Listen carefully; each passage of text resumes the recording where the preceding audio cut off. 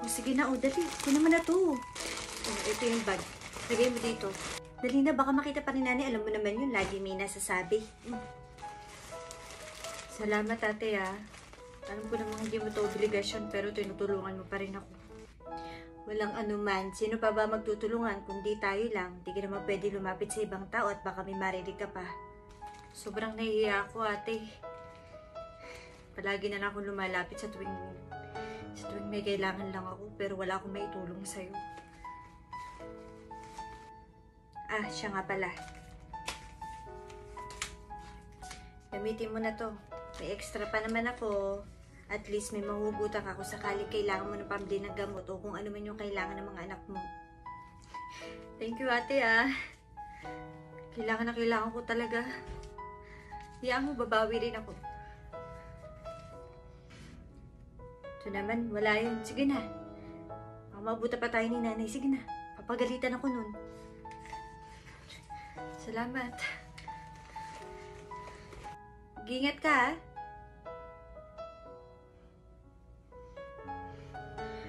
Oy, Mariel. Akala ko ba na pag-usapan na natin, natitigilan mo yung pagtulong dyan sa kapatid mo?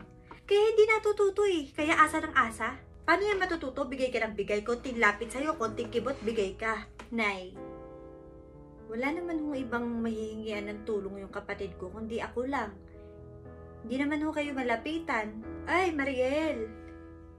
Sinasabihan lang kita at pinapaalalahanan. Ikaw din ang mawawalan. Bakit? Kapag ikaw ang nangailangan, matutulungan ka ba niyan? Sa'yo pa nga naasa Ay, yun na sinasabi ko, anak ng anak. Tapos ayaw magbanat ng buto. Nay, wala na tayong magagawa. Past na yun, nakaraan na yun, tapos na yun. Tanggapin na natin yung katotohanan na ito na yung hinaharap. Tulungan na lang natin kaysa kung ano pa yung mga sabihin natin na hindi tayo makakatulong. Alam ko na yan. Makinig ka sa akin. Hayaan nyo, Nay, last naman na yun. Meron din naman akong dapat unahin. Ay, di ko na alam talaga kapag nakita ko pang inaabutan mo yan.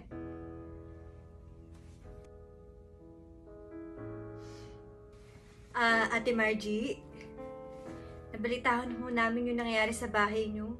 Nadamay ho pala yung bahay nyo sa mga nasunugan. Buti ho, meron ho kami mga nalikom na damit, mga hindi na ho namin ginagamit. Marami ho to. Sana ho magamit nyo. Kunin nyo na ho. Wala hong anuman. Basta kailangan nyo ho ng tulong, meron kami. Hindi ho kami magdadalawang isip.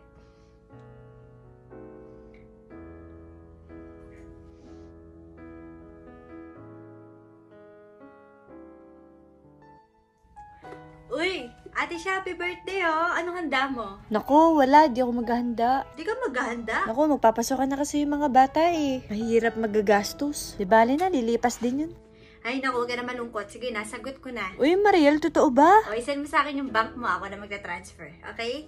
Sige, paano una na ako Uy, Mariel, nakakaya. Wala, yun, ano ka ba? Maliit na bagay. Mariel, mag-usap nga tayo. Nakausap ako ng tiyahi ko. Nagpapasalamat kasi daw nagpadala ka ng pera para sa birthday ng anak niya. Ano yun? Lahat na lang aakuhin mo? Mayaman ba tayo? Ano ka, may pera sa balat na konting hingi sa'yo, bigay ka? Ilang beses ko ba iduduktok dyan sa kokote mo na tigilan mo yung pagtulong kung kani-kanino? Hindi ba kayo napapagod? Lagi kayo nagagalit sa mga ginagawa ko? Ano naman kung namimigay ako? Kung may tinutulungan ako? Ako naman ho yun. Bakit ba lagi kayo nasasagabal? Lagi kayo yung parang nahihirapan? Dito ho ako masaya Masaya ako kapag may natutulungan ako. Masaya ako kapag may nabibigay ako. Kung kayo hindi ganun, pwes ako ibahin nyo. At hindi na rin ho ako after kung hindi nila ako matulungan. At hindi rin ho ako tumutulong para sa kapalit. Nagagalit ho ba kayo dahil mapagbigay ako o gusto nyo maging kagaya ko kayo? Alam ko yung pakiramdam ng wala na Kung kayo hindi ganun, pabayaan nyo ko. Pabayaan nyo ko kahit ngayon lang, Nay.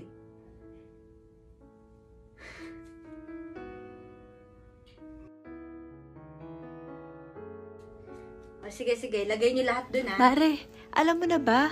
Nawala ng malay anak mo, nasa ospital ngayon. Putahan mo na, dali. Ano?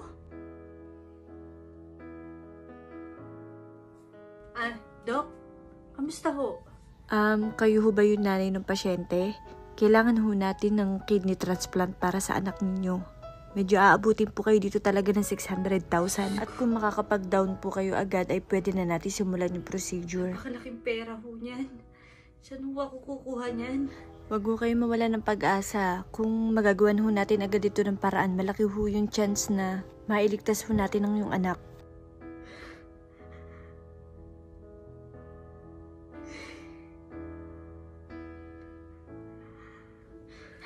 Kumare, baka naman pwede makahiram ako sa'yo.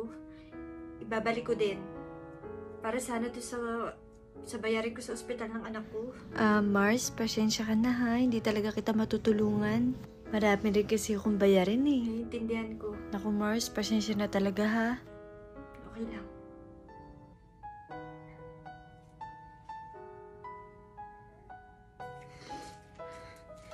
Miss, magda-down muna sana ako.